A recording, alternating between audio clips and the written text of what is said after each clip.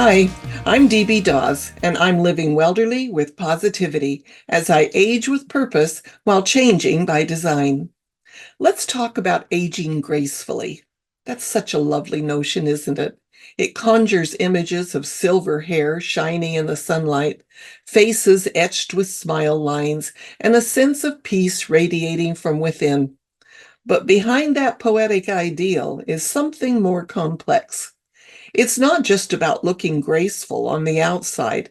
It's about cultivating a graceful spirit that can adapt to the evolving journey of life. Change, especially the kind that comes with aging, can be uncomfortable.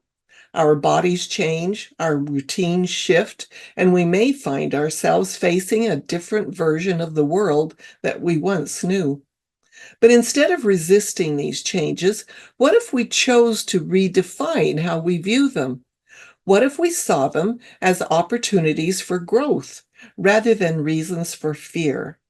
In truth, our ability to age gracefully depends largely on how we perceive and respond to the changes life hands us.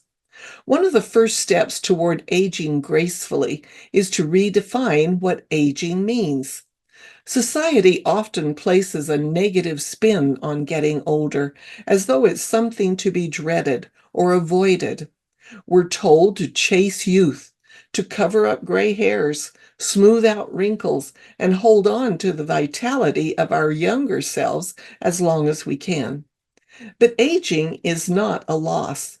It's a natural, beautiful part of living.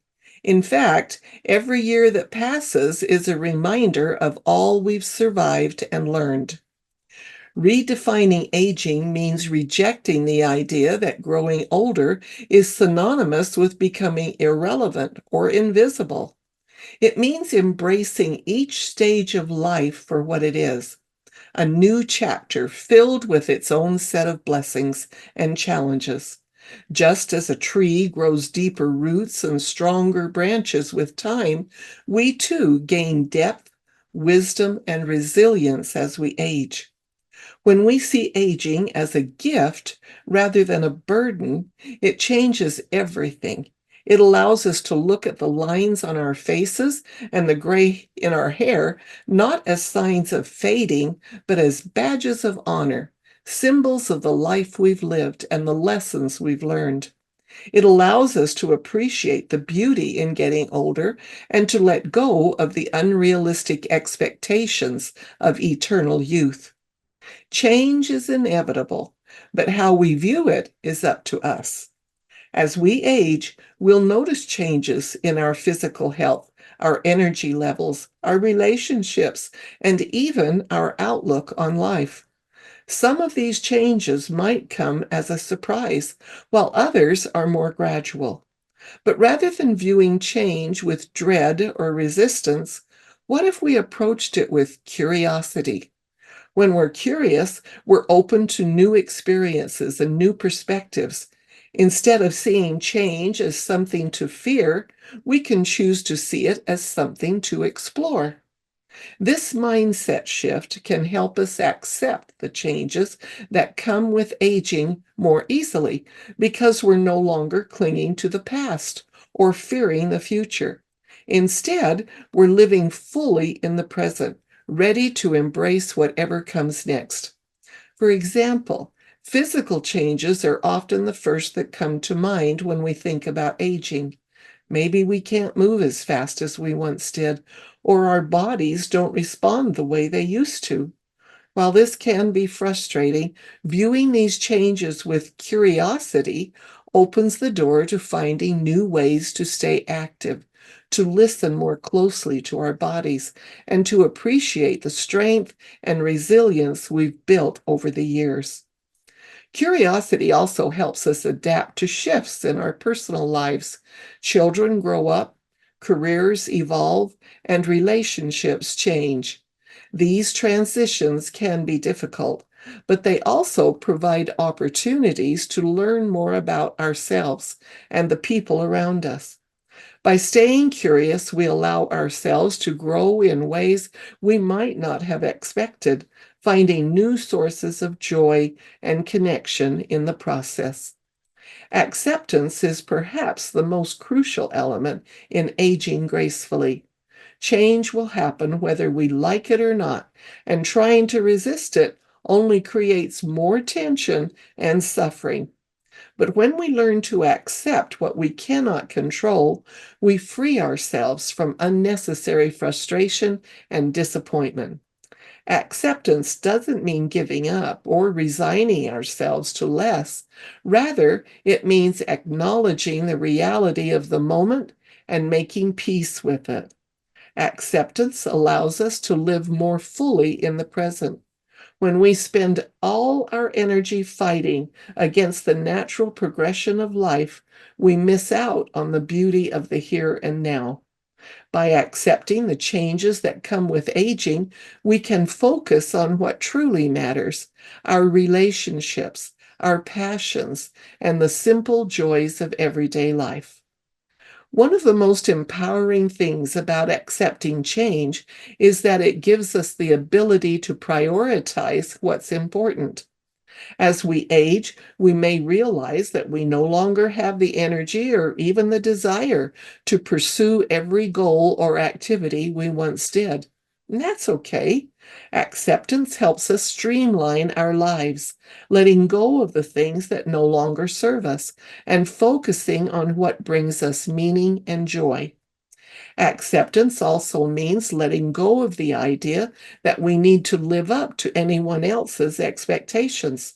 There's a kind of freedom that comes with age, the freedom to be unapologetically yourself. When we accept who we are, where we are, and how we've been changed, we open the door to living authentically and with purpose. Aging gracefully doesn't mean pretending that everything is always perfect or that we don't experience loss or hardship. In fact, aging often brings with it a deepened sense of vulnerability. Our bodies may be more fragile, our loved ones may pass away, and our sense of security may be challenged. But there is strength to be found in this vulnerability. When we allow ourselves to be vulnerable, we open ourselves to deeper connections with others. We let go of the need to always appear strong or capable, and in doing so, we make room for the people around us to support us, love us, and share in our experiences. Vulnerability fosters empathy and compassion, both for ourselves and for others. There's a quiet power in acknowledging that we don't have all the answers, that we're still learning and growing even as we age. It's in this acknowledgement that we find the grace to navigate the uncertainties of life with courage and resilience. As we age, one of the greatest gifts we receive is perspective. We begin to see the bigger picture of our lives, understanding that the ups and downs, the triumphs and heartaches, they're all part of the journey. This perspective helps us appreciate what we have rather than focusing on what we've lost or what's changed. Aging gracefully is about learning to dance with change rather than fight it. It's about defining our own version of happiness and success, viewing change with openness and curiosity, and accepting what we cannot control with grace. When we embrace the inevitability of change, we find that aging becomes less of a battle and more of an adventure, one that allows us to grow, evolve, and find new depths of joy and meaning. Some of you may remember a columnist named Paul Harvey. I have a story from his collection I want to share with you today. It's inspirational and it's entitled Excuses, Excuses. Mrs. Paul is the choir director for the West Side Baptist Church in Beatrice, Nebraska. Her daughter Marilyn is the church pianist. Neither has ever been late for choir practice. Both are in the habit of arriving 15 minutes early. It's Wednesday evening, March 1st, 1950, 7 o'clock. Choir practice begins at 7:30. Mrs. Paul calls to her daughter upstairs. They should be leaving now. It's almost time. No answer. Mrs. Paul returns to her last-minute preparations, and the minutes are ticking away. It's 7:15 when she realizes that her daughter is asleep. So Mrs. Paul goes upstairs and awakens her daughter. Now there is barely time to tidy up and start out.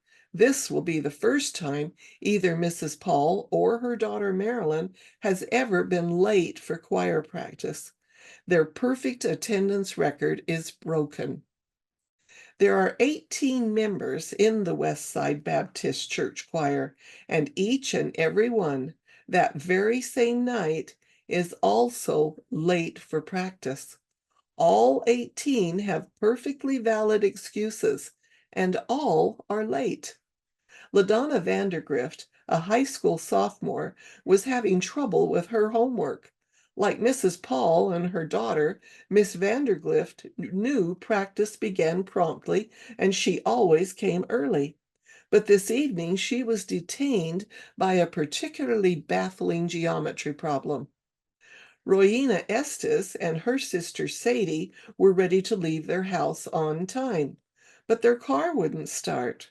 So the two sisters called Miss Vandergrift and asked her to pick them up. However, remember that Miss Vandergrift was working on her geometry, so the Estes sisters had to wait.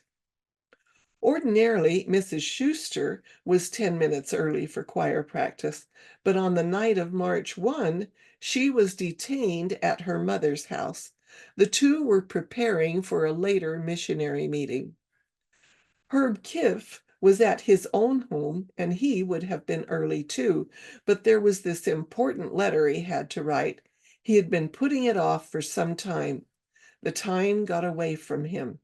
Excuses, excuses. Joyce Black would probably not have been early. She would have been on time, though. It was just so cold out that evening, and she wanted to stay in the house until the last possible minute. So she was late.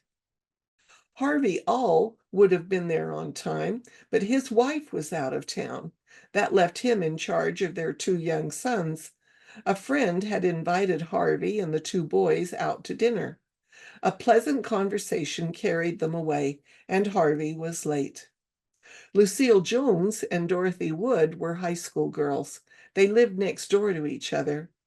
Lucille was listening to a half-hour radio program that began at 7 o'clock. She just had to hear how it ended. Dorothy waited for her. Pastor Klimple and his wife were always on time for choir practice. Not the evening of March 1, however. Pastor Klimple's wristwatch, the accuracy of which he was always so proud that night it was 5 minutes slow. The remaining choir members had equally valid excuses for their tardiness. Excuses, excuses, 18 in all. Never before nor since had each and every choir member of the West Side Baptist Church been late for choir practice on the same evening. Wednesday, March 1, 1950, choir practice was scheduled for 7:30 p.m. No one showed up at 7:30. There was a natural gas leak, and it surfaced in the basement of the West Side Baptist Church and was ignited by the furnace. The church blew up. It was demolished. The old furnace of the West Side Baptist Church was directly below the choir loft, the empty choir loft. That's all for today. If you like today's podcast, give it a like and then share it with someone you care about. I have similar messages on TikTok and Instagram. I appreciate the YouTube and the podcast platforms too. You can go to my website, livingwelderly.com, for more information. And of course, I'd love it if you bought my book, Brooks. It's a fantasy novel. It's available on Amazon, Ingram Sparks, or drop me a line and I'll mail you a copy. All the links are below for easy access. Whether you like paper pages, ebook convenience, or the fun of an audio, Brooks is available everywhere. I have a joke today from Stan Cronin's book, The Best Clean Jokes, Volume 1. Do you know why the golfer took an extra pair of pants when he went out on the golf course? Just in case he got a hole in one. Bye.